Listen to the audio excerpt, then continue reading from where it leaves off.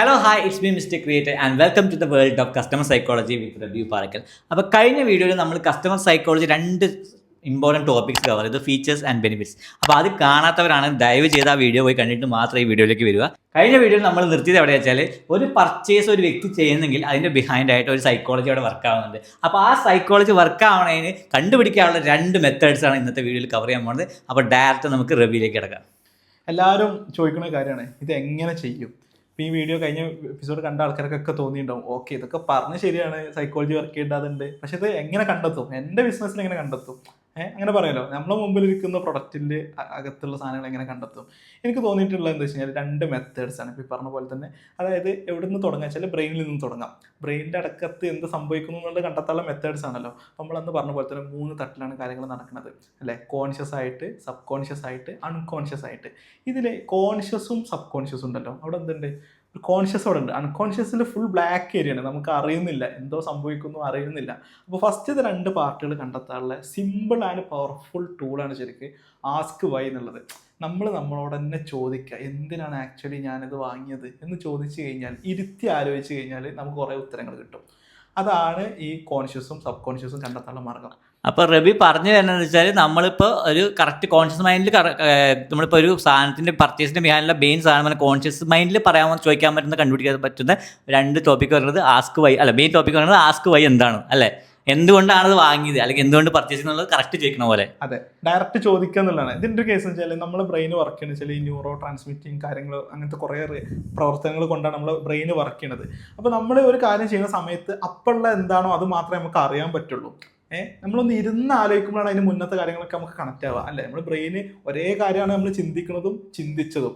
അപ്പോൾ ചിന്തിച്ച സാധനങ്ങൾ നമുക്ക് എന്താണെന്നുള്ള മനസ്സിലാവണമെങ്കിൽ ഇരുന്ന് ആലോചിക്കുമ്പോൾ നമുക്ക് ഇങ്ങനെ റീസൺ, അതൊക്കെ വർക്ക് ചെയ്തിട്ടാണല്ലേ ഞാനിത് വാങ്ങിയത് എന്നുള്ളൊരു കുറേ ഉത്തരങ്ങൾ കിട്ടും.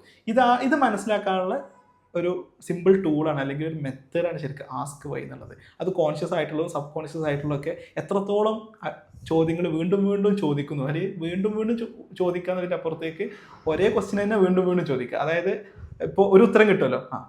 അപ്പം അത് കുറച്ചുകൂടി നമുക്കൊരു എക്സാമ്പിൾ പോലെ പറഞ്ഞാൽ എന്തുകൊണ്ട് ഇപ്പോൾ 2 പറഞ്ഞല്ലോ, കോൺഷ്യസും സബ് കോൺഷ്യസിലേക്ക് ചോദിക്കുമ്പോഴാണ്, ആസ്ക് വൈ ചെയ്യുമ്പോഴാണ്.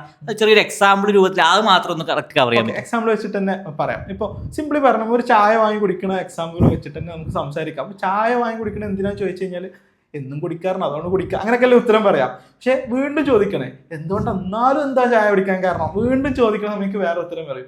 അതായത് വർക്ക് ചെയ്യുന്ന സമയത്ത് ഒരു മടുപ്പ് തോന്നും, അല്ലെങ്കിൽ ഒരു ബ്ലോക്ക് തോന്നും. അപ്പോൾ ഒരു ചായ അടിച്ചു കഴിഞ്ഞാൽ ഒരു ഫ്രഷ്നസ് ആണ്. അപ്പോൾ വീണ്ടും ചോദിക്കുകയാണ്, എന്തിനാ അങ്ങനെ ഫ്രഷ്നസ് കിട്ടാൻ ചായ അടിക്കേണ്ട ആവശ്യം എന്ന് വീണ്ടും ചോദിക്കുമ്പോൾ വീണ്ടും ഉത്തരങ്ങൾ കിട്ടും.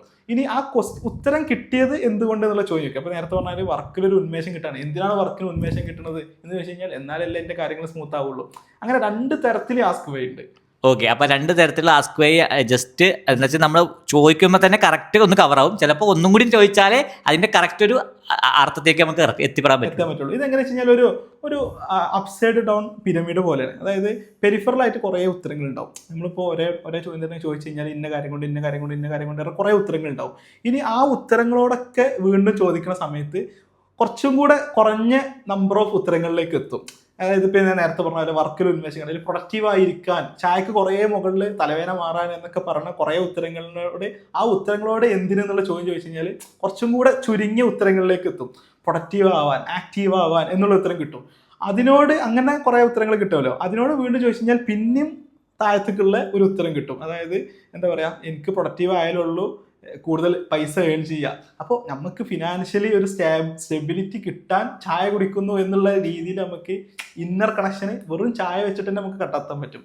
അപ്പോൾ ഇതൊക്കെ മനസ്സിലാക്കിയിട്ട് നമുക്ക് പ്രൊഡക്റ്റ് പ്ലേസ് ചെയ്യാനും സെല് ചെയ്യാനും മാർക്കറ്റ് ചെയ്യാനൊക്കെ പറ്റിക്കഴിഞ്ഞാൽ ആ കസ്റ്റമർ പോലും അറിയാതെ ആ കസ്റ്റമറിൻ്റെ ബ്രെയിനോട് അന്ന് കഴിഞ്ഞ ഇതിലൊക്കെ പറഞ്ഞ പോലെ എപ്പിസോഡ്സിലൊക്കെ സംസാരിച്ച പോലെ നമുക്ക് കണ്ടെത്താൻ പറ്റും. അപ്പോൾ ഇതിന് എനിക്ക് തോന്നിയിട്ടുള്ള, അല്ലെങ്കിൽ ഞാൻ പഠിച്ചപ്പോൾ എനിക്ക് മനസ്സിലായിട്ടുള്ള ഏറ്റവും പവർഫുൾ ടൂളാണ് ആസ്ക് വൈ. കേൾക്കുമ്പോൾ വളരെ നിസ്സാരം അല്ലേ. കേൾക്കുന്ന സമയത്ത് എന്താ എന്തിനും ചോദിക്കുക, അത്രയല്ലേ പറഞ്ഞിട്ടുള്ളൂ. അവിടെ നമ്മൾ പറഞ്ഞത്, നമ്മൾ ഇരുന്ന് എഴുതുന്ന സമയത്ത് നമ്മൾ ഉള്ളിൽ ഇങ്ങനെ കിടക്കുന്ന സാധനങ്ങൾ ഇങ്ങനെ പുറത്തേക്ക് വരും. അത് നമുക്ക് മനസ്സിലാവില്ല. നമ്മുടെ ബ്രെയിനിൽ ഇപ്പോൾ എന്തൊക്കെ നടക്കുന്നത് നമുക്ക് അറിയില്ല. അത്രയും ബാക്കിൽ കോൺഷ്യസ് മൈൻഡിൽ തന്നെ നമുക്ക് എന്തുണ്ട്, അപ്പോൾ ആലോചിക്കുന്ന കാര്യം മാത്രമേ നമുക്ക് അറിയുള്ളൂ. സബ് കോൺഷ്യസ് മൈൻഡിൽ പലതും എന്താണ്, ഗ്രേ ഏരിയയാണ്. അപ്പോൾ ആ ഗ്രേ ഏരിയയിലുള്ള സാധനത്തിന് ഇങ്ങോട്ട് പുറത്തേക്ക് എടുത്ത് പേപ്പറിലാക്കി കഴിഞ്ഞാൽ തന്നെ ഒരുപാട് എന്താ പറയുക, നമുക്ക് തന്നെ സജഷൻസ് കിട്ടും. പലപ്പോഴും ആലോചിക്കുന്നുണ്ട്, എങ്ങനെ മാർക്കറ്റിംഗ് ചെയ്യും, അല്ലെങ്കിൽ ക്യാപ്ഷൻസ് എങ്ങനെ എഴുതും അല്ലേ. ഇപ്പോൾ ലാൻഡിംഗ് പേജിൽ എന്തിട്ടോ കൊടുക്കും? Yes, yes, yes. എങ്ങനെ സെറ്റ് ചെയ്യും? യെസ്, അങ്ങനെ സാധനം എനിക്ക് വരുന്നുണ്ട്. ഞാൻ ഈ പേജ് ഇപ്പോൾ ഒരു പ്രൊഡക്റ്റ് പേജ് ഒക്കെ കാര്യങ്ങൾ എൻ്റെ ഇ-കോമേഴ്സിന് വേണ്ടി പ്രൊഡക്റ്റ് പേജ് സെറ്റ് ചെയ്യുമ്പോൾ എന്താണ് ഇവിടെ ബെനിഫിറ്റ്സ് ആയിട്ടാണ് കൊടുക്കേണ്ടത്, അതോ അത് വേറെ സെല് ചെയ്യാൻ എന്തെങ്കിലും വേറെ എന്തെങ്കിലും കൊടുക്കണോ, അതിങ്ങനെ കുറേ ആലോചിച്ച് പോയിട്ടുണ്ട്. അങ്ങനെ സ്ട്രക്ചർ ക്രിയേറ്റ് ചെയ്തെങ്കിലും അത് ഇപ്പോഴും തിങ്കിങ് ചെയ്തുകൊണ്ടിരിക്കുന്ന പ്രോസസ് തന്നെയാണത്. അതെ. അപ്പൊ ഇതിനൊക്കെ ഒരു ഉത്തരം കിട്ടും. അതായത് നമ്മൾ എന്താ ആലോചിക്കുക വെച്ചാൽ ഇപ്പോൾ how to title this product എന്നൊക്കെ പറഞ്ഞിട്ട് നമ്മൾ നേരിട്ട് സെർച്ച് ചെയ്യുന്ന മുന്നേ ഇങ്ങനെ ഒരു പ്രോസസ്സ് കൂടെ നമ്മൾ കടന്നു പോയിട്ടുണ്ടെങ്കിൽ പലപ്പോഴും അതിൻ്റെ ആവശ്യമൊന്നുമല്ല, നമുക്ക് തന്നെ ക്രിയേറ്റീവ് ആയിട്ടുള്ള ടൈറ്റിൽസ് കിട്ടും.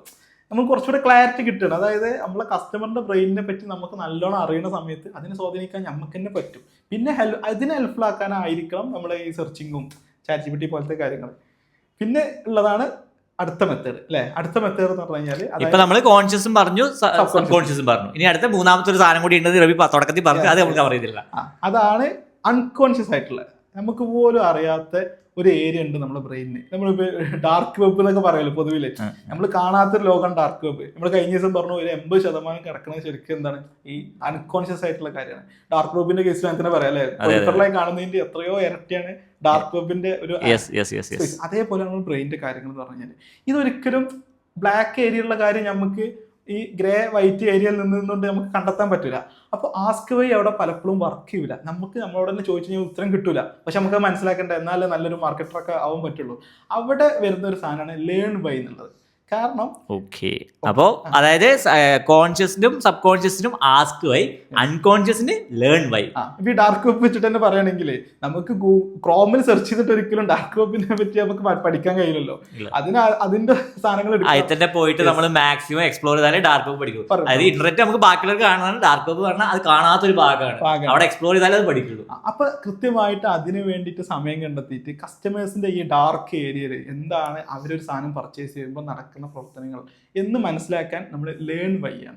ലേൺ ബൈ എന്ന് പറഞ്ഞാൽ പഠിക്കുക, സിംപ്ലി പഠിക്കുക. പലപ്പോഴും എന്താ പറയുക, ഈ ബിസിനസ് റൺ ചെയ്യാൻ ചില ആൾക്കാരൊക്കെ പറയും പഠിക്കാൻ ഇഷ്ടമില്ലാത്തതുകൊണ്ട് ബിസിനസ് കടന്നു. പക്ഷെ ഞാനൊക്കെ മനസ്സിലായിട്ടുള്ളത് വെച്ചാൽ അല്ലേ, നല്ലോണം പഠിക്കേണ്ട ഒരു ഏരിയയാണ് ശരിക്കും ബിസിനസ്.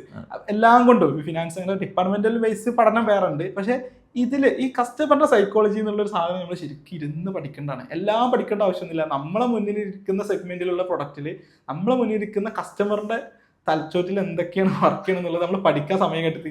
അതായത് നമ്മളിപ്പോ ഒരു ബിസിനസ്സിലേക്ക് ഇറങ്ങുന്നുണ്ടെങ്കിൽ നമ്മുടെ ബിസിനസ്സിൽ വരുന്ന നമ്മുടെ കസ്റ്റമറിനെ നമ്മൾ പഠിക്കണം.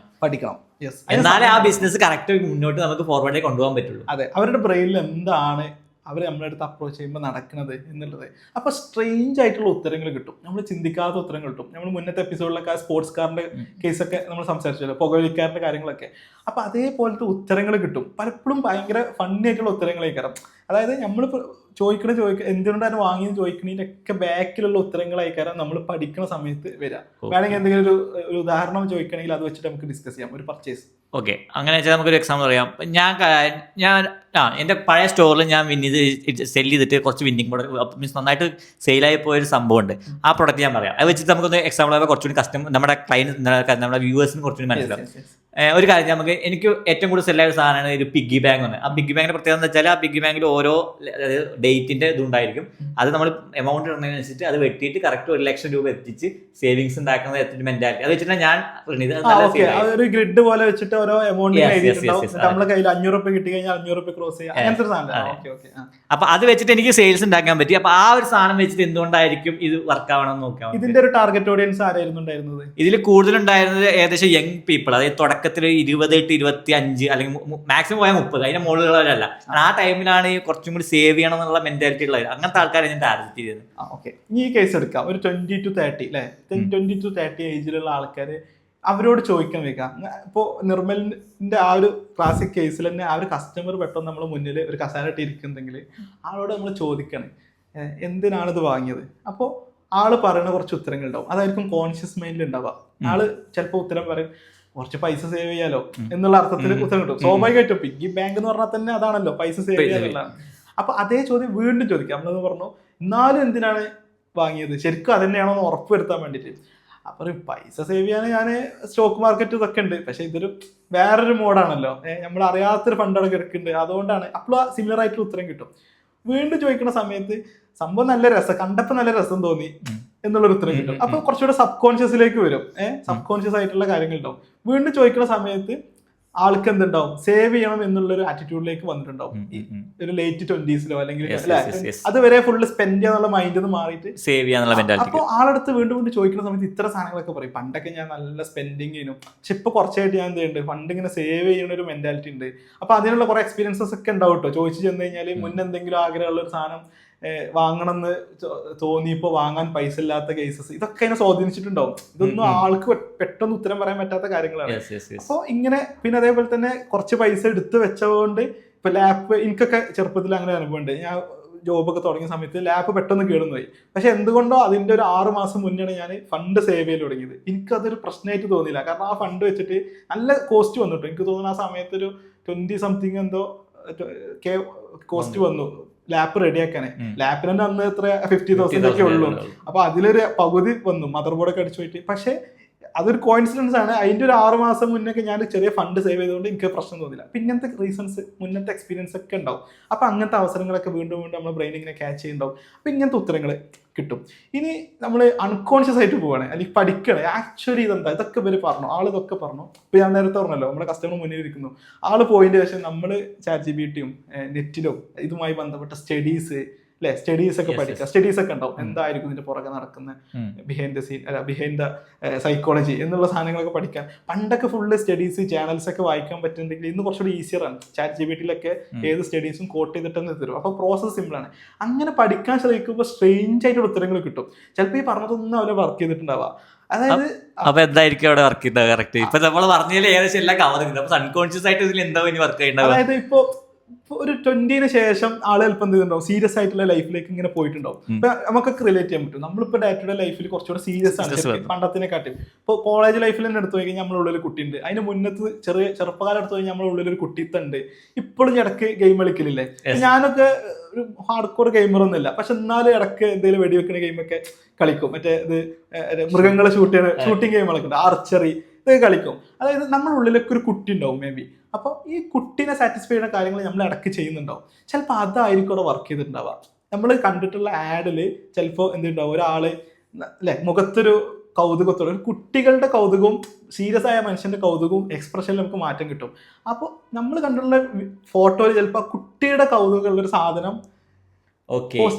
അതോടെ വർക്ക് ചെയ്തിട്ടുണ്ടാവും. അതായത് നീ പറഞ്ഞു തരുന്നത് നമ്മളിപ്പോ സെല് ചെയ്യുന്ന ആഡ് വീഡിയോയില് കാര്യങ്ങൾ ചിലപ്പോ അവിടെ ആ ഒരു സേവ് ചെയ്യണ മെന്റാലിറ്റി വരുന്നത് ആ മുഖത്ത് പ്രകടനമായിട്ട് ആ കുട്ടി അവിടെ ഒരു എന്താ പറയാ, ശരിക്കും പറയുന്ന ഒരു അട്രാക്ഷൻ, അതായത് എന്താ പറയാ, ഒരു ക്യൂരിയോസിറ്റി, കുട്ടികൾക്ക് ഉണ്ടാകുന്ന ക്യൂരിയോസിറ്റി അയാൾക്ക് ഫീൽ ചെയ്തുകൊണ്ടായിരിക്കും അയാൾ സേവ് ചെയ്ത് അങ്ങനെ 1 ലക്ഷം ആയി എന്നുള്ളൊരു ലെവലിലേക്ക് എത്തിയത്. ആ ഒരു ക്യൂരിയോസിറ്റി നമ്മൾ ചിലപ്പോൾ കുട്ടികളുടെ ക്യൂരിയോസിറ്റി ആയിരിക്കും പഴയ ചെറുപ്പത്തിലുള്ള, അത് അവർ ട്രിഗർ ചെയ്തിട്ടുണ്ടാവും ചിലപ്പോൾ അൺകോൺഷ്യസ് ആയിട്ട്. അതെ, നമ്മളിപ്പോ ഉണ്ടാവും വലിയ ആൾക്കാരൊക്കെ ഇപ്പോൾ ഒരാളെ വെയിറ്റ് ചെയ്യണം, മീറ്റിംഗ് വെയിറ്റ് ചെയ്യണം. അപ്പോൾ ഒരു വീട്ടിലിങ്ങനെ ഇരിക്കും, ഒരാളെ വെയിറ്റ് ചെയ്യണം. അപ്പോൾ ആ വീട്ടിൽ കാണാൻ പോയ ആളുടെ കുട്ടിയുടെ ടോയ് ഒക്കെ ഉണ്ടെങ്കിൽ നമ്മൾ ചിലപ്പോൾ എടുത്തിട്ട് കുട്ടികളെ പോലെ അല്ലെ കാർ ഉരുട്ടി വെക്കലില്ലേ?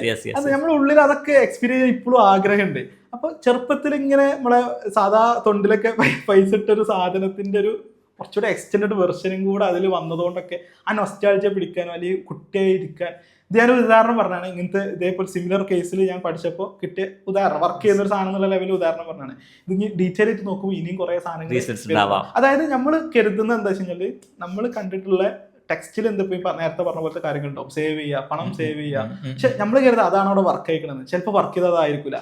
അതിന് നേരെ മുകളിൽ കൊടുത്ത പിക്ചറിലുള്ള ആളുടെ എക്സ്പ്രഷനേക്കാൾ ചിലപ്പോൾ വർക്ക് ചെയ്തിട്ടുണ്ടാവാം.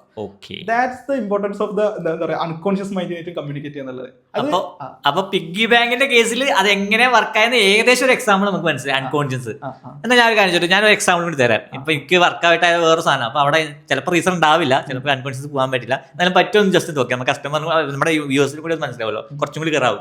ഇപ്പൊ എക്സാമ്പിൾ വെച്ചാൽ രണ്ടാമത് ഞാനൊരു സ്റ്റോർ നടത്തിയത് എന്താ വെച്ചാൽ ഒരു ടീഷർട്ട് ബ്രാൻഡ് ആയിരുന്നു. അപ്പൊ അവിടെ കൂടുതലും സെല്ലായിട്ട് ഓവർ സൈസ്ഡ് ടീഷർട്ടാണ്. അപ്പൊ ഞാൻ വിചാരിച്ച ഓവർ സൈസ്ഡ് അന്ന് ടീഷർട്ട് സെല്ലായത് നമ്മുടെ ചിലപ്പോൾ ട്രെൻഡ് ആൾക്കാരുടെ ജനറേഷൻ. എന്തുകൊണ്ടായിരിക്കും? അതിന്റെ ബേസിൽ സൈക്കോളജി പോകാൻ പറ്റുമോ നോക്കാം. ഇതില് ഈ ഓവർ സൈസ്ഡിന്റെ കേസിൽ ഇന്നാള് ഒരു ഡിസ്കഷൻ കണ്ടിട്ടുണ്ടായിരുന്നു. ആ സമയത്താണ് കൂടുതൽ അതിനെ പറ്റി ഞാൻ ചിന്തിച്ചു തുടങ്ങിയത്. അപ്പോൾ ഓവർ സൈസ്ഡിൽ എന്താ വെച്ച് കഴിഞ്ഞാല്, ഇപ്പോൾ ഒരു ഇഷ്യൂവിനെ നമ്മൾ എന്ത് ചെയ്യാം, ബാക്കിയുള്ളവർ കാണുന്നതാണ് പ്രശ്നം, ഇഷ്യൂ ഉള്ളതല്ല. ഇപ്പൊ എനിക്ക് എന്തെങ്കിലും കുറവുണ്ടെങ്കിൽ എനിക്ക് ഉള്ളതല്ല പ്രശ്നം, ബാക്കിയുള്ളവരുടെ മുമ്പിൽ അത് അല്ലെ നമുക്കൊക്കെ ഉണ്ടാവുമല്ലോ. നമ്മൾക്ക് ബാക്കിയുള്ളവരെ ഇടക്കുമ്പോൾ നമ്മളെ ഇഷ്യൂ മറക്കണം. ഇപ്പൊ ഈ മേക്കപ്പ് സംഭവങ്ങള് അല്ലെ, സാധനങ്ങളെ കോസ്മെറ്റിക്കിന്റെ ചോയ്സ് ചെയ്ത് കഴിഞ്ഞാല് ഓല എന്തെങ്കിലും ഇഷ്യൂസിനെ കവറപ്പ് ചെയ്യാനും ആൾക്കാർ എന്ത് സ്പെൻഡ് ചെയ്യും. അപ്പൊ അതും ഈ ടീഷർട്ടും തമ്മിൽ എന്താ ബന്ധം എന്ന് ചോദിച്ചു കഴിഞ്ഞാൽ, ഞാൻ ഡിസ്കഷനിൽ കേട്ടത് വെച്ച് കഴിഞ്ഞാൽ സംഭവം ട്രെൻഡ് കാര്യങ്ങളൊക്കെ അവിടെ ഉണ്ട്. പക്ഷെ പലരും ബോഡിയുടെ ഒരു ഫിറ്റ്നസ് ഉണ്ടാവല്ലോ, ഫിറ്റ്നസ് അത്ര ഇംപ്രസീവ് ആയിരിക്കൂല പല ആൾക്കാരെ സംബന്ധിച്ചിടത്തോളം. ഇപ്പൊ എനിക്കൊക്കെ കുറച്ച് കുമ്പുള്ള ഒരാളാണ്.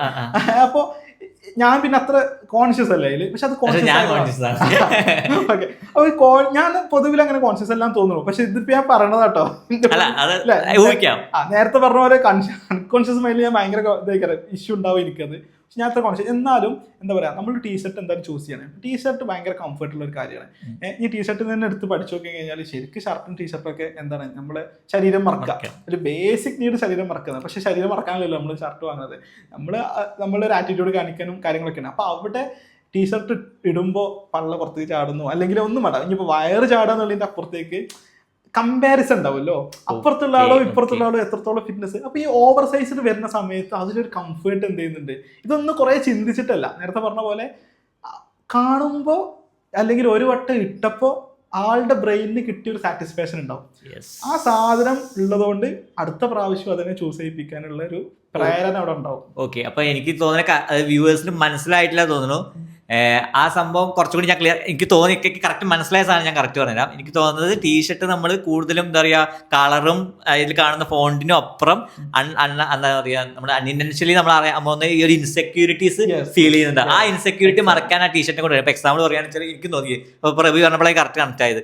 അതായത് ഇപ്പൊ ഞാൻ തടിച്ചിട്ടാണെന്ന് എനിക്കൊരു ചെറിയൊരു ഇതുണ്ട്. അതായത് എനിക്ക് കുമ്പചാടിന് ശേഷം ആദ്യം മെലിഞ്ഞിട്ടായിരുന്നു, ഇപ്പൊ തടിച്ചപ്പോൾ എനിക്ക് ആ ഒരു ഇൻസെക്യൂരിറ്റി ഉണ്ട്. അപ്പൊ ഈ ഓവർ സൈസ് ടീഷർട്ടാണ് ഞാൻ ഇപ്പൊ അടക്കം ഇട്ടുന്ന ഓവർ സൈസ് ടീഷർട്ടാണ്. അപ്പൊ ഇത് ഇട്ട് കഴിഞ്ഞാൽ ആ ഒരു തടി കാണില്ല എന്നുള്ള ഒരു ഇൻസെക്യൂരിറ്റി ഫീലിംഗ് കാരണമായിരിക്കാം ഞാൻ ഈ ഓവർ സൈസ് ടീഷർട്ട് പർച്ചേസ് ചെയ്തിട്ടുണ്ടാവുക. അതെ, ഇനിയിപ്പോ വേറൊരു ആംഗിളും കൂടെ ഉണ്ട്, ഒരു അനാലോജി എടുത്ത് നോക്കാം. ഇപ്പൊ നിർമ്മലിന്റെ ഇതിൽ നിന്ന് കുറെ ആൾക്കാർ വാങ്ങിയല്ലോ, വേറെ ഇഷ്ടംപോലെ സ്റ്റോറുകളുണ്ട്. നമ്മളെ നാട്ടില് മാക്സ്, സുഡിയോ അങ്ങനത്തെ സ്റ്റോറുകളുണ്ട്. എന്നിട്ടും എന്തിനായിരിക്കും ഓൺലൈനിൽ വാങ്ങിയിട്ടുണ്ടാവുക? ആ ചോദ്യം റെലവെന്റ് ആണല്ലോ.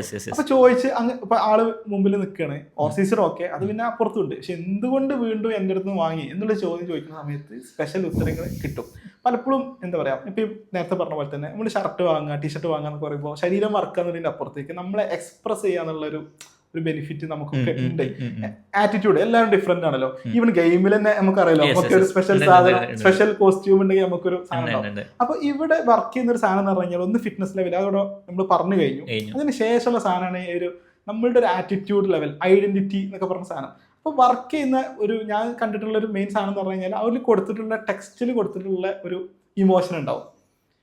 ഒരു ഉദാഹരണം പറയാം, കുറച്ചൊരു എന്താ പറയാ, ഇപ്പൊ ബിസിനസ് അല്ലെങ്കിൽ ഫ്രീലാൻസ് ഒക്കെ ചെയ്യുന്ന, അല്ലെങ്കിൽ സ്വന്തമായിട്ടൊരു സോളോ പ്രൊണർഷിപ്പ് ഒക്കെ ചെയ്യുന്ന ആളാണെന്ന് വിചാരിക്കാം നമ്മളെ കസ്റ്റമർ. ആളിങ്ങനെ സ്ക്രോൾ ചെയ്യുന്ന സമയത്ത് ഒരു ടീഷർട്ട് കാണുന്നു. ടീഷർട്ടിൽ ഒരു വൈബ്രന്റ് ആയിട്ടുള്ള എനർജറ്റിക് ആയിട്ടുള്ള ഒരു യങ് പേഴ്സണ് ആണ് അതിന്റെ മോഡലായിട്ടുള്ളത്.